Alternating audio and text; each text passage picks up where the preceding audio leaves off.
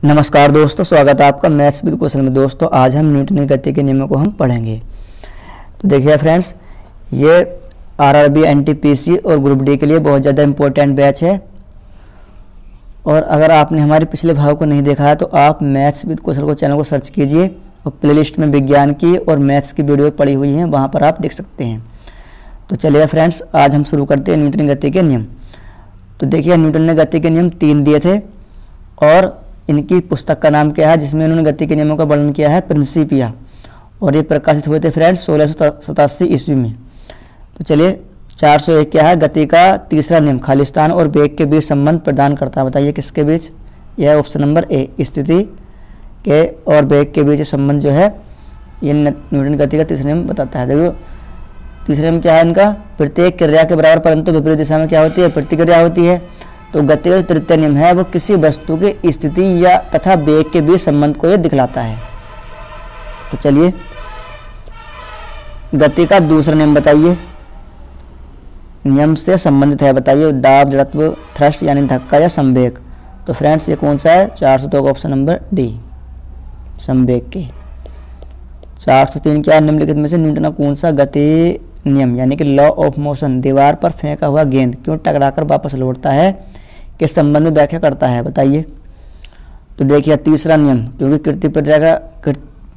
क्रिया प्रतिक्रिया का नियम ये कहलाता है तीसरा नियम। जब हम किसी दीवार पर गेंद को मारते हैं तो वो क्या होती है, वापस वो हमारी ओर आ जाती है।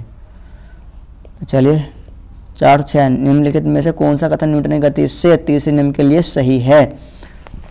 तो बताइए फ्रेंड्स, देखिएगा ऑप्शन नंबर सी क्या है, बल अलग अलग निकाय पर विपरीत दिशा में लागू होता है। ऑप्शन नंबर सी इसका राइट आंसर हो जाएगा। क्यों? क्योंकि देखो, जब हम गेंद को दो निकाय, एक तो गेंद एक दीवार, तो अगर हम गेंद को क्या दीवार पर फेंक के मारते हैं तो क्या होता है, दोनों में क्या होती है, क्रिया प्रतिक्रिया के अनुसार क्या होती है, गेंद वापस हमारी ओर आ जाती है।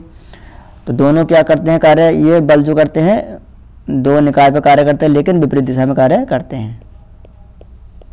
चलिए, गति का प्रसिद्ध नियम किसने दिए थे? ये सभी को पता है, न्यूटन ने दिए थे। 408 एक निकाय के संवेग में परिवर्तन की दर के समानुपाती होती है। बताइए किसके? लागू बल के। चलिए, 409 गति का द्वितीय नियम दर्शाता है। बताइए क्या दर्शाता है फ्रेंड्स? 409 बताइए। देखिएगा, देखो प्रत्येक वस्तु स्थिर या इसमें गतिमान रहेगी जब तक कि शुद्ध बल की क्रिया में से अवस्था को मजबूर नहीं किया जाता है।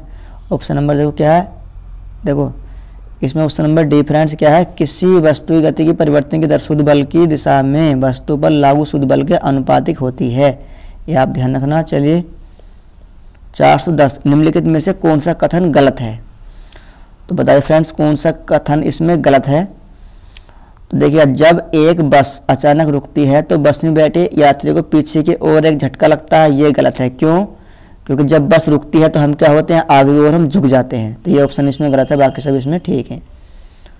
चलिए, 1 किलोग्राम गुणा 1 मीटर पर सेकंड स्क्वायर को खालिस्तान कहा जाता है। बताइए क्या कहा जाता है इसमें? 1 न्यूटन कहा जाता है।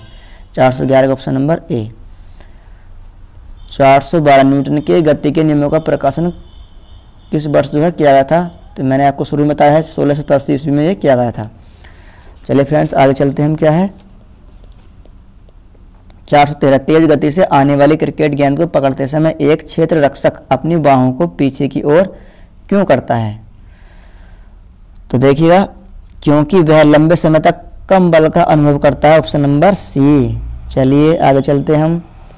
414 एक राइफल से गोली चलाई गई, यदि राइफल जो है बिना किसी रोक के पीछे की ओर आती है तो राइफल की गति ऊर्जा क्या होगी? बताइए फ्रेंड्स। तो गोली की गति ऊर्जा से कम या गोली गति ऊर्जा से अधिक या गोली की गति ऊर्जा से बराबर या शून्य? तो देखिए, गोली गति ऊर्जा से कम होगी राइफल की गतिज ऊर्जा। ऑप्शन नंबर 20 का राइट आंसर हो जाएगा। 415 द्रव्यमान और त्वरण के गुणनफल को कहा जाता है। बताइए क्या कहा जाता है फ्रेंड्स? 415 का ऑप्शन नंबर डी क्या कहा जाता है? बल। क्योंकि F बराबर कितना होता है, m गुणा a। m क्या है? द्रव्यमान और a क्या है? त्वरण। 416 निम्नलिखित में से कौन सा उदाहरण न्यूटन के गति के विषय तृतीय नियम की व्याख्या करता है? बताइए। रॉकेट लॉन्च करना। 416 बताइए। रॉकेट लॉन्च करना, ये सही है इसका ऑप्शन। क्यों? क्योंकि इसमें क्रिया प्रतिक्रिया का नियम इसमें लगता है। और भी इसके एग्जाम्पल जैसे कि बंदूक से छोड़ते समय जो है पीछे की ओर झटका लगता है, और रॉकेट का आगे बढ़ना, और नाव खेने के जो है लिए बांस से जो है ज़मीन को दबाना, या ऊंचाई से कूदने पर चोट लगना, ये सभी क्या है फ्रेंड्स, एक क्रिया प्रतिक्रिया के नियम के उदाहरण है, यानी कि न्यूटन गति के तीसरे नियम के ये उदाहरण है। देखो 417, क्या जब एक नाविक आगे की दिशा में कूदता तो नाव के पीछे तरफ हट जाती है, उदाहरण न्यूटन की गति का कौन सा नियम है? बताइए। तीसरा नियम है गति का तीसरा नियम, option number C. Rocket launch कौन से नियम पर आधारित है? सभी को पता है, न्यूटन गति का तृतीय नियम, यानी कि ऑप्शन नंबर ए, 418 का ऑप्शन नंबर ए। दोनों वस्तु के मध्य का बल हमेशा बराबर और विपरीत होता है, यह विचार न्यूटन के किस नियम के रूप में दिया जाता है? न्यूटन गति का कौन सा नियम है? ये तीसरा नियम, ऑप्शन नंबर ए, 419 का। 420, जब एक स्थिर बस चलना प्रारंभ करती है तो उसमें खड़े व्यक्ति पीछे की दिशा में गिर जाते हैं, निम्नलिखित में से कौन सा नियम इस परिस्थिति की व्याख्या करता है? बताइए। ये भी थर्ड लॉ है, क्या है? ऑप्शन नंबर बी, 420 का। सॉरी, क्या है फ्रेंड्स, जब एक स्थिर बस जो है चलना प्रारंभ करती है तो उसमें खड़े व्यक्ति पीछे की दिशा में गिर जाते हैं, निम्नलिखित में से कौन से नियम इस परिस्थिति की, सॉरी ये है ऑप्शन नंबर ए। क्यों? क्योंकि इस पर लगता है फ्रेंड्स कौन से नियम, न्यूटन गति के विषयक 3 नियम प्रतिपादित किया है इसमें, जिसमें पहला नियम क्या है इसका, कि कोई भी वस्तु अपनी गति अवस्था या विरामावस्था को बनाए रखने के लिए प्रयास करते रहते, देखिए, और इसे हम किसका नियम कहते हैं? जड़त्व का नियम कहते हैं। तो ऑप्शन नंबर इसमें ए फ्रेंड्स इसका ठीक होगा, तीसरा इसमें नहीं होगा, ऑप्शन नंबर ए, न्यूटन गति का प्रथम नियम, इसको हम जड़त्व का नियम भी कहते हैं। चलिए 421, एक व्यक्ति स्थिर पानी में नाव पर खड़ा है, यदि वह नाव तट की ओर चलता है तो नाव, बताइए क्या होगा, तट की ओर चलेगी या नाव तट से दूर चली जाएगी? ऑप्शन नंबर ए, 421 का ऑप्शन नंबर ए। चलिए फ्रेंड्स 422, जब बंदूक से गोली छोड़ी जाती है तो बंदूक विपरीत दिशा में धक्का लगती है, न्यूटन गति का, बताइए। ये है तृतीय नियम, option number A, B, option number B, गति का तृतीय नियम, 422 का ऑप्शन नंबर बी। चलिए 423, न्यूटन का गति का तीसरा नियम निम्नलिखित में से किस स्थिति में पर लागू होता है? बताइए। ऑप्शन नंबर ए, जब कोई व्यक्ति जो है नाव से नदी के किनारे कूदता है तो नाव पीछे को चली जाती है, क्रिया प्रतिक्रिया का नियम तीसरे नियम पर आधारित है। 424, निम्नलिखित में से कौन से न्यूटन गति के तीसरे नियम का उदाहरण है? बताइए। 424 देखो एक विकल्प इसमें रहेगा, देखो रॉकेट लॉन्च करना, ये 424 का ऑप्शन नंबर डी, यानी कि क्रिया प्रतिक्रिया नियम पर आधारित है। 425, बल की परिभाषा को किसके आधार पर व्याख्यात किया जा सकता है? बताइए। 425 का देखो न्यूटन की गति का पहले नियम को बल की परिभाषा हमें ये दर्शाता है, 425 का ऑप्शन नंबर बी, पहला नियम के अनुसार। चलिए 426, किसी भी क्षण किसी रॉकेट का त्वरण निर्वासित जो है गैसों के वेग की घात nth के समानुपाती होता है, यह n का मान कितना होना चाहिए? n का मान 1 होना चाहिए। 426 देखो क्या होता है, देखो रॉकेट की जो गति होती है फ्रेंड्स, देखो रॉकेट की जो गति होती है वो किसके समानुपाती किसके होती है? गैस की चाल के, गैस की इसमें चाल के जो क्या होती है समानुपाती ये होती है, और इसकी पावर n के समान, यानी कि रॉकेट की जो गति होती है वो गैस के चाल के nth टर्म के जो समानुपाती होती है। तो जब देखो n का मान जब हम 1 लेंगे इसमें, तो बताइए किसके जगह रॉकेट का तुरंत जब तो गैस को nth समानुपाती, यदि n का मान कितना होना चाहिए? 1 होना चाहिए, 1 होगा तो क्या होगा? इसका समानुपाती होगा, देखो ये। चलिए फ्रेंड्स 427, एक 70 kg का आदमी 50 न्यूटन के बल से एक 50 किलोग्राम के आदमी को धक्का देता है, तो 50 kg वाले आदमी ने दूसरे व्यक्ति को कितने बल से धकेला है?